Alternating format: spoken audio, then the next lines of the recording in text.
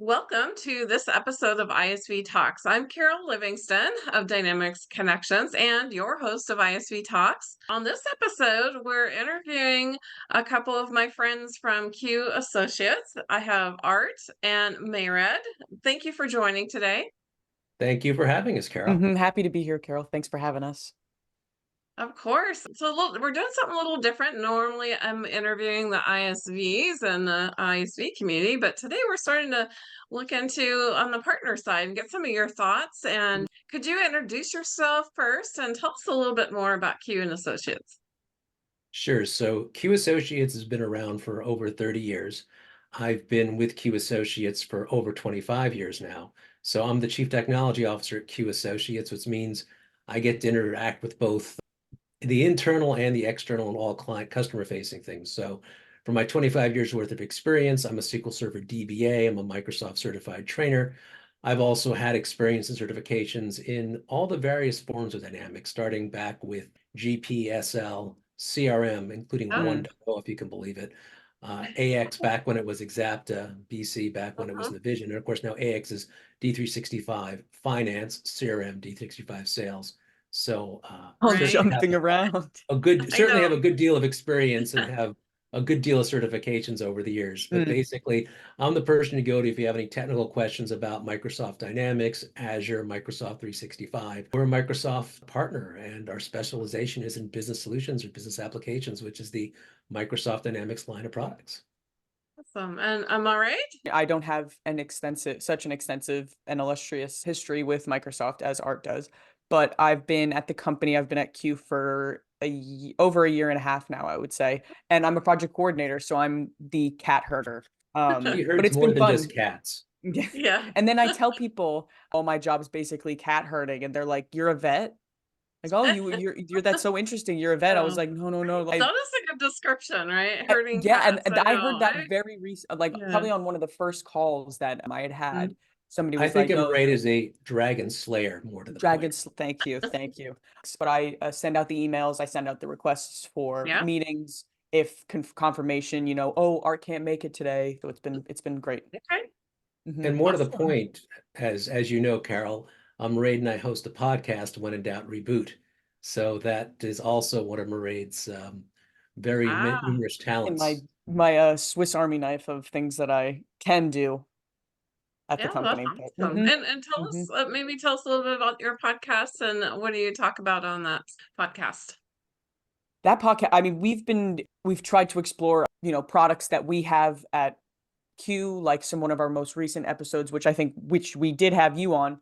We talked about Yeah. the end of life for GP. So we try to demystify, and we're trying to bring some more light, at least, to the topics from both Art's perspective of having 25 years, in the business, and my perspective of about a year and a half, where I just enjoy asking the questions of, well, what's this? And making sure that the people in the audience that might not have the expertise or the knowledge, quite like myself, that they also feel represented or heard. And exactly. And that's one of the things that we noticed is, and I'm sure you've seen this, Carol, over time, is that you can be experienced with a product in IT and someone says, what the heck are you talking about? So the idea of demystifying IT, that's been one of the big things. So they not necessarily know all the background of the technology. Hmm. And someone who is good at asking questions, especially at asking me questions, so that way I can give an answer that, everyone hopefully is the idea, and Yeah. hopefully they'll understand. And Yeah, I that's liked the on our basic thing. podcast that I did with you. I liked what we did on our podcast with you, Hmm. where Marie asked questions, like I just curious, why are people thinking that? Like, it's I like your curiosity. It's That's fun, really yeah. good. Hmm. And 'Cause it you don't definitely know, having a right? different, maybe Yeah. having a different background. I'm Yeah. looking at things with a production I lens because I came from production. So it's been really fun to at least explore some of these topics with Art. And I feel like I've been naive to maybe a lot of these processes, a lot of the back curtain stuff that when you pull back yeah. the curtain, when you open that door to the back room, you see everybody typing. The person behind the curtain is not necessarily as scary as we think it is. And No. that's the idea, is to say, hey, it's Yeah. maybe not as scary as you think Hmm. it is back there. Hmm. And Gotcha. it's a lot Okay. of it. So tell us a little bit about Q Associates. And I know you guys have then you're a global partner. But when did they start? Kind of what's kind of the company history? Well, Q Associates started a little over 30 years ago. We had our 30th anniversary in 2022. Over the past Congratulations. decade and a Mm. half, we've expanded from the New York City area to more the United States. Then we expanded out to EMEA, out to Europe, UK, Germany. And in the most last few years, we've done a very big push to expand into the Pacific Rim. So recently, we expanded into Hong Kong, Singapore, mainland China, and even Oceania. We just opened an office up in Australia. So we're, In trying to Bermuda in Bermuda too. and That's India. yeah, it just keeps building. And the idea Yeah. is we want to be a global provider of Microsoft Dynamics products because we have a Mhm. lot of experience. Most of our team has experience, 20 plus years worth of experience. We've been doing implementations. We've been doing this for a long time. Hmm. One of our founders, who unfortunately is no longer with us, my former mentor, Tony Savage, she started working with then Solomon Software. I think it was in 1983.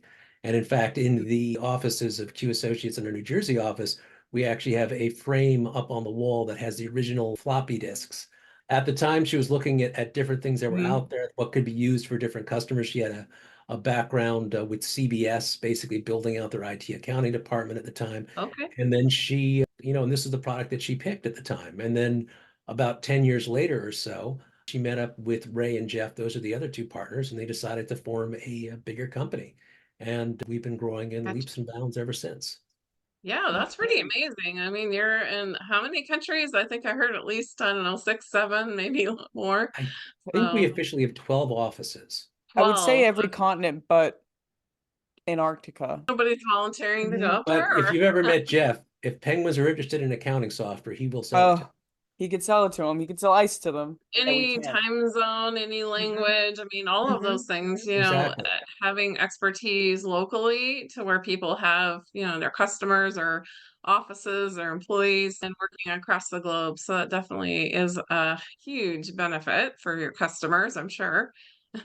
And something else, just as far as, benefits, this sort of thing like that. Again, I said about last decade and a half. Actually, I have to think about it. UK, we started almost 20 years ago now. Wow. But one of the things is during the Great Recession, we closed our main office in Lower Manhattan. So we were working very early in the cloud, very early with remote users. So when someone Yeah, asks a question, especially when the pandemic happened, saying, "Hey, what do we do? How do we pivot to work remote?" We were well positioned because we already been doing it for almost 10 years at that point. right. So we Yeah. were early adopters of Azure, Microsoft 365, moving to a cloud infrastructure. So we have a lot Hmm. of experience with that.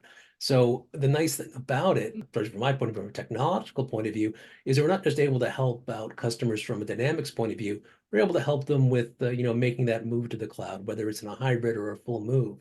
But certainly, any number of clients that have been using a Yeah. Dynamics product have said, "Hey, how do we get to the cloud? How do we get to Azure?" And we've been helping them with those moves as well. So that's been a Yeah. big. And I'm kind of curious, in what ways are you helping customers move to the cloud? I mean, are they finding that they are looking to just be, cloud first, or are they, migrating from on-prem servers or systems to a cloud-based Well, it's uh, interesting. infrastructure? In a lot of cases, it feels like it's almost like dipping the toe in the water. Yeah. And I mean that because they'll be asking, saying, "Okay, look, I don't necessarily want to have to manage my own infrastructure anymore, but I'm not necessarily sure Mhm. how this whole cloud things goes. So maybe since I know you guys as a partner, as Q Associates as a partner has experience with this, can you maybe help me get started with Azure?" So oftentimes what we'll do is we'll set them up in a hybrid mode. We'll set up the initial Azure subscription. We'll get the users integrated with their current on-prem system, and then they'll migrate SL onto it or GP or another, ERP product. And then Right. at that point, they'll start using it. And what we find out in a lot of cases is two things happen. Either one, they say, "Hey, you know what? I like this, but I'd rather go fully managed, fully to the cloud, like a Microsoft Dynamics BC or Finance and Mm. Operations." Or two, and this is oftentimes more likely than not, they'll say, "Hey, I like what I see here in Azure. Let me start building." And then they'll start building a full virtual environment Right. in the Microsoft Azure cloud. And that's how it ends up being. And we can then advise them to that. We can advise them from backups to disaster recovery to security to ways of making things better. I mean, one of the great game changers with Azure is you have security defaults. So by default, Mhm. multi-factor authentication is enabled. So suddenly you have a way of adding additional security to your systems that you didn't have before when you were on premise. And that makes the transition a Right. lot easier. And Mm. the fact that you have automated alerts, you don't have to worry about you'll get an alert if there's a security issue or if a backup fails. Because one of the big things about on-premise, you have no idea. Maybe you do. I've seen it. People don't check backups. They don't check restores, and suddenly they're in a disaster recovery situation, and it's like, well, what Yeah. do we do? Mm. And And they didn't test their backup to even, periodically make sure it's, valid and exactly, it's something they can recover from. It's great when they exactly. have it, but yeah, they You don't know, don't and have those systems in place to notify them or at least alert them. So yeah, that's a really good point. And what are you saying, in terms of helping customers optimize, their systems, like their ERP system, their CRM system? What are you seeing and ways that you guys are helping them? well, the main thing we see from like a CRM point of view is just getting into the cloud, I think is the first thing. And then Yeah. we'll have an implementation team look at the CRM system, analyze it, see ways that they can, find of, improving workflow and improving structure inside of CRM itself. As far as like ERP, it's a question, are they going to migrate? Are they going to stay on the existing system? Or maybe are they going to do something in between, like a hybrid? So as an example, as I said, we have a lot of implementers that have great experience with both GP and with SL from a dynamics point of view. We'll have our implementers go in and we'll take a look saying, hey, well, maybe you're not using this system entirely as much as you could. Yeah. What we seem to find a lot is we'll have people go into the systems, take a look at how a customer's using it. And the customer suddenly says, wait, you meant I could do this and I could do that and this? I didn't know I could do all this stuff. And one of the big things, I know we were talking about GP and talking about GP9 upgrades, is that's one of the big things saying, hey, well, you were on GP9. I bet you didn't know that GP 2013 they added this, or in GP 2016 they added this. And now in Yeah. GP 2018, you could do all these things that you couldn't do before. And so it's like, why didn't my former partner tell me I could upgrade and get all this stuff? So that's Right. a big deal. Yeah, no, that's a good point is after implementation, that tribal knowledge, right? The people you trained originally, they move on, that's the people that were there train the next group and then, you kind of lose that knowledge base and then people aren't even aware, that like you said that either they didn't upgrade and get all the new features or aren't aware of the new features. So yeah, those are all really great ways to help customers optimize and maximize their investment that they already made.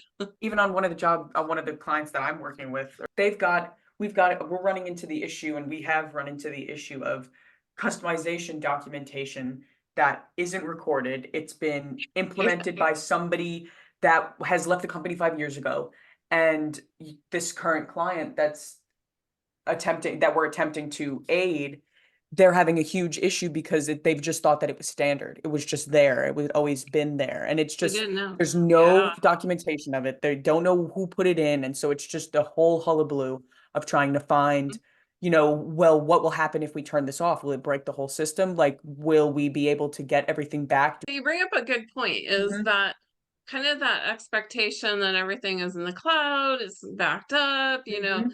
that is actually fairly new. Like Yeah, it's for very much of so our new. systems, generally it was managed in-house by the IT staff or the CFO, in the Mm. back closet of the office. And, there was, or the uncle's nephew or something, I mean, and that's one of the big things when we talk about BC or CRM in the cloud or D365 sales in the cloud is the backups are already there and they're there to the minute. Yeah, So sometimes like right. GP out of the box, you had simple recovery on the database side, so you weren't getting point in time.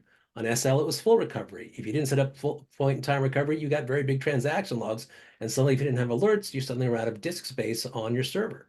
So Yeah. little things like that. I will say that's another reason why people want to go to the cloud is Yeah. because for better or worse, some people have done the alerts, some people have set them up on premise, a lot of people haven't. Once they go to the Yeah. cloud, it's there for them. That's a big game changer as far as administrating a Yeah. system. It's like, however, we've also seen situations where we'll go into a client and we'll advise them on security, we'll advise them on their backups, or advise them on alerts, and we'll tell clients you have to do this or that, the other thing to make sure you're okay. Or we'll be brought in after the fact when a client hasn't done that and they've had a crypto attack or a virus, and we've had to go in and recover customers from those situations as well.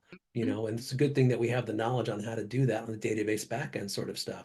Because certainly it's like Mairead was saying, it's like you go and you do a development project, you look at someone's system and suddenly you realize what's causing the system to be slow the whole time is a Right. trigger or stored procedure that didn't have a no Yeah. lock at the bottom on a database, and suddenly no one can process for 10 or 20 minutes. So, That's a good point. And Azure's got what the highest level of security, available, right? And Microsoft is constantly adding and embedding threats, in the environment. And so you couldn't get a better place to do it, but that doesn't mean that you still don't need to be cautious, have backups, have your exactly. disaster recovery, have replicated information somewhere else. If something goes down here, it can be restored Exactly. there.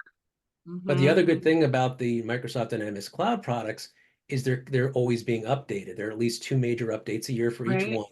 You have to have the updates. If the updates fail, you'll know why they fail. Typically because of a Yeah. customization or sometimes even a third-party app, ISVs. I know that's your specialty where that has to be upgraded first or removed and then installed after the update because there's a procedure Hmm.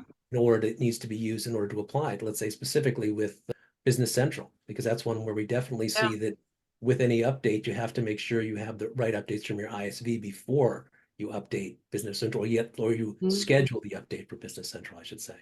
Okay, so maybe we think it's all automatic if it's just in the cloud, but maybe there's still some planning and, Correct. ways to They allow protect. you to Okay, that's schedule good it. to know. They'll Yeah. alert you when they do it, but you're also allowed to delay it as well. And even let's say if you ignore it and then suddenly you say, my environment didn't update. Why didn't my environment update? And then you take a look in the log saying, oh, it's just one product. And then you reach out to your ISV and your ISV says, yes, here's what you have to do to update it. And then, you go through that process Great. and Well, you're there's all still good. a process to manage, but There's always is. yeah. I mean, one reason that the cloud is attractive to a lot of customers is it's always current, right? You're not talking about, well, did you upgrade, from 2 versions ago?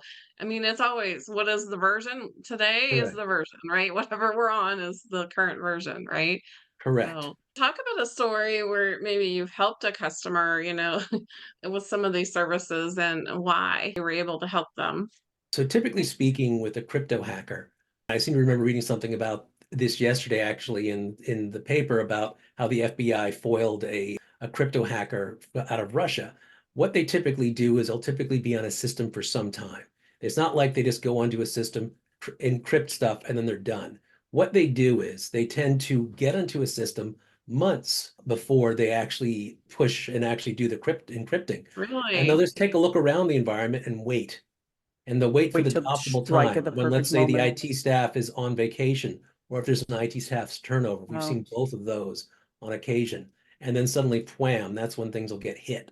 And that's when things will get encrypted. And that's when they have to make sure their backups are good. So one of the things we always talk about is, test your backups, make sure to have test your restores, because here's the thing is sometimes if you it's something, I can honestly say we've had situations where we had a client tell us, hey, can you rebuild our system from scratch and put it in Azure, and we need to be up and Yeah. whatever, and you can import the data and all that. And 3 days later, they say, oh, wait a minute, we just realized our backups work.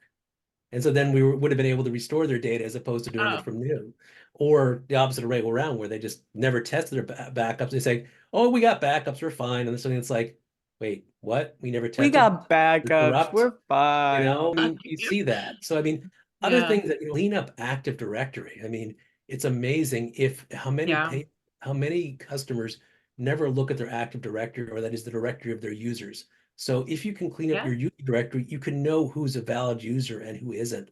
And that makes a very big difference. The same way Mhm. And applying security updates. Take a look like the SolarWinds hack as an example, or I've also seen this on Google too. We once had a demo machine, actually, I think it was two demo machines that had a Google updater on it because there was some sort of Google integration. I think one was a GP, one was an SL, and this is maybe 7, 8 years ago now because time mm, flies way too fast. Um, they actually had leveraged the Google updater to actually push down the malware. And that was one of those things, is that, and this is what happened with Um, SolarWinds a couple years ago, is it's a legitimate product, looks like a legitimate update, but it's actually a bad actor hacking the update service, pushing an update through. So it's another thing I will say from an update point of view, and this is something that we do in Azure, we do when we work with Intune, is we make sure to test the updates. We don't always push out the latest and greatest updates first. We may wait a week or two just to make sure, read what's oh, going on, make sure they're all there. Because even some good updates from Microsoft are bad updates. On the Windows Insider like, updates, And certainly I've had teams get completely destroyed by one or two of them.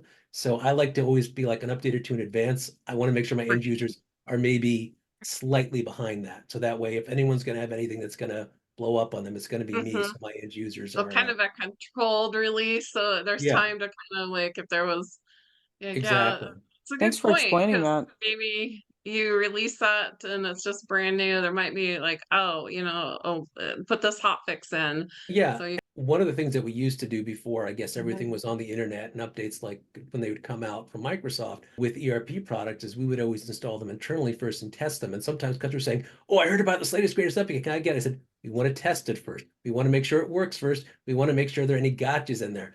And I mean, as you know, I mean, you've seen it with Dynamics products, any Mhm. product. Sometimes an update comes out and it's flawed. And like a couple of weeks later, say, oh, we have to come up with a correction for that update. And There's a so mhm, that's patch. why we like to even in this day and age, if we can, we like to yeah, have some sort of control over it.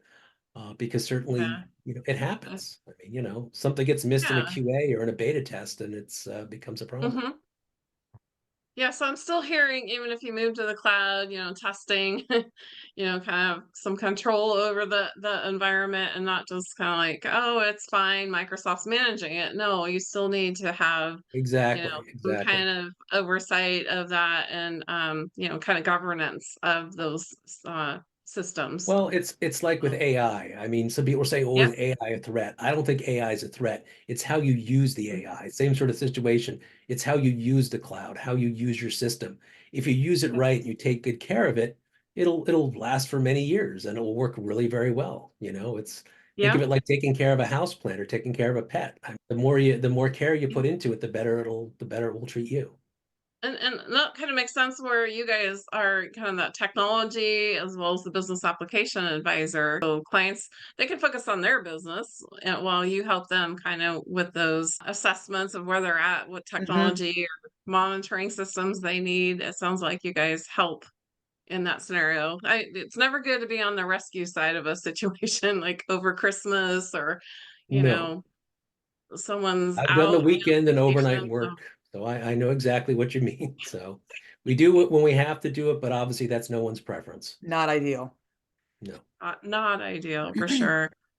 Just kind of changing gears a little bit. I'm kind of curious to know a little bit more, maybe just your thoughts about you've been on the channel a long time, Art and Mayred, maybe a little newer to the channel, Mm. but Mhm. changes have you seen in the past couple years or even past couple months?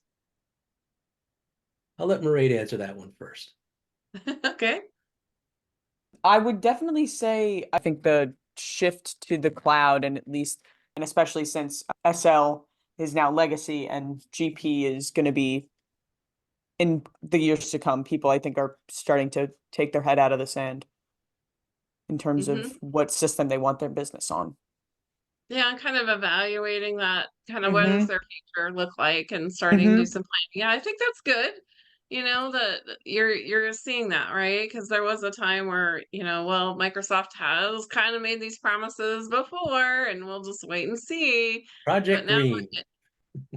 huh? What's Project Green? Project Green back from Check 2005, where green, they wanted to right? put There's all a the Dynamics products together in one little bundled package, and it never came to fruition. yeah. Well, one of the things and one of the big changes over the last few years is with Dataverse, being the ability to integrate BC with Dynamics 365 sales or Oh, Finance 365 sales. And that's been one yeah. of the big things that at least I know I've seen recently has been a lot more integrations, a lot more push to Power BI, a lot more push to, intelligent reporting. I mean, that's one of the big things with Copilot coming out is being able to, instead of having a client export data to an Excel table, then perform a pivot in the table or an analysis cube, Mhm. asking Copilot, hey, can you do this for me? And then Copilot does a number crunching for you, and then comes up with the report you're looking for. Or at least that's the plan in the future. I don't know Yeah. if it's quite there yet from what I've seen, but Mm. certainly I know it's getting there. But certainly, I mean, yeah, it's the nice thing about being in the cloud with the Microsoft Dynamics stack with Microsoft 365 is you have a really nice integration between all this Microsoft suites of products. So it might not be the original idea of Project Green back from 20 years ago, but it does Yeah. feel like it's almost moving in that direction where you have a nice integration and overlap with different products. So you can get your customer Yeah. list from CRM and bring that into Business Central, where you can get certain numbers from Business Central and throw it back into CRM, and you Mm. can get reporting from both. and get a nice global view of what you're doing in both areas from sales and from ERP. It's giving actually more choice rather than less choice because there are a wide variety of products with Dynamics in the Dynamics cloud that you can use and that you can integrate together. And I think what they ended up doing is instead of having, they simplified the product line is what they ended up doing. So they decided to have Business Central be more for small to mid businesses, finance be more for enterprise, larger businesses, and then you can sort of customize in between. One of the nice things about dynamic systems, anyone who's worked on, any versions of it, is the customizations of those systems are very good and very flexible, and you have a lot of options. Like for example, like with finance, you can do finance with it, but you can also run your HR system out of it. You can also run a point of sale system out of it, or even bill of materials out of these systems as well. So it's not like you're stuck with GLAPR, GLAPAR. You have a lot of options in the cloud now. It's just the idea of having the simplified product line, as well as having a managed product line where, again, you have the backups. They're there. You can go back to a minute in time. You can make sure that your system gets updated regularly. You can make sure that it's secure. You can use multi-factor authentication out of the box. So when you log in, you're logging into a system securely. Also, you don't have to install anything on your workstations either. So from an IT admin point of view, you don't That's a have to good one. put GP client on 10 or 100 workstations. I mean, certainly I know from a cloud point of view with Yeah. GP and SL, you were talking before, one of the big things in the transitions is getting people onto remote desktop as opposed to using a client actually on their machines. And certainly that's been one of the big transitions in the last 4 years, especially because of the pandemic, where people needed to find a remote way to work. As an example, I was on site with a client today. I'm sitting in this office, this very big office building, and probably could, fit several hundred workers. So I'm talking with the IT department that's there, and I said, "So this is just Friday, right? This is no reason why nobody's here today, right?" He says, "No, just us IT people here. Everyone else works from home post-pandemic. So it's a big empty office, IT people making sure Oh the my network gosh. operations center is up and running, but Yeah. otherwise everybody else is at home." Is remote. Yeah. Interesting. And I saw also just a trend and just in general on deskless workers, right? A lot of people are mobile, they have their tablet or their phone or a device that they're out in the field. Well, it just kind of bringing it back to other challenges that you're seeing, like working with Microsoft. You talked about that they're offering this full stack and it's more integrated than ever was before. But what are some of the challenges, I guess, as a partner or working with customers and just Oh, working through and with Microsoft? I hate to say it, one of the biggest ones, and it's always been this way with Microsoft, is licensing. And certainly working through a partner, we can help customers with licensing, but certainly licensing, for better or worse, is still confusing. I mean, as an example, like with Microsoft Copilot, there was almost an assumption saying, oh, it's going to come as part of Office. Well, no, it does, but you have to have a certain level of Office. Oh, but not just that, but it's an add-on to that certain level of Office. So so it becomes as much as they try to simplify it, it's become complex as well. So it's Mhm. interesting to see what Copilot's built into and what it's not built. Just from a strictly AI point of view, just to give an example of licensing, that's Yeah. part of it. And they probably do really want to count those seats, so they probably still need that licensing to be a little more Yeah. finite so they can see how many Copilot users they Well, it's have. a And subscription. It's a subscription. So, yeah, trying to squeeze as much as they can yeah, out of the lemon, I guess. yeah. I feel And like I it's get one that. of those experiences when you go on some of these airlines now, right? Where you have to buy a seat and you have to pay extra if you want to carry on your backpack. And, like you can get all of those things, but it's a little bit extra dollars added to your But the ticket. nice thing with Dynamics, though, is Copilot's built in. So Yeah. Microsoft Office is the line where they want to get people to subscribe to it. One of the things I was looking at today was because I'm actually someone that actually uses Bing search from time to time. I know most people use the other search engine, but I do check it out from time to time, especially from the AI point of views with it. And one of the things it had in there as an advertisement was saying, hey, if you like the free version of Copilot, wouldn't you like the paid version of Copilot? Because it can give you so many more things. Well, Mm. yes, I would love the I would love the paid version, but why do you think I have the free version? Yeah, Exactly. right. But that's the whole thing. If you Uh, want, if you want, uh, if you want AI or Copilot to write a letter for you or an email for you, you Hmm. have to you have to pay for the version that you can yeah, actually write the emails for yeah. you. If Just in Hmm. conclusion, kind of what's one trend that you're seeing that that customers are coming to you for advice or assistance? What's driving customers to come talk to you? Transition to the cloud from ERP. That's one of the biggest thing. End of life of SL and GP, talking about going to the cloud. What can they do? Yeah. People are realizing that, they can't just deal with, oh, well, it takes 5 minutes to get a PO. Well, it's like, well, it shouldn't take 5 minutes to get a PO. Like being able to move people's businesses forward with our systems. It's funny, you make me think of an old IBM PC commercial where what was it? It was an IBM, was it a Mac commercial? I'm trying to remember. It was back from the Okay. early 80s in which they would show the user manual for one machine and why you should get an IBM or why you should get a Mac because it was so much smaller.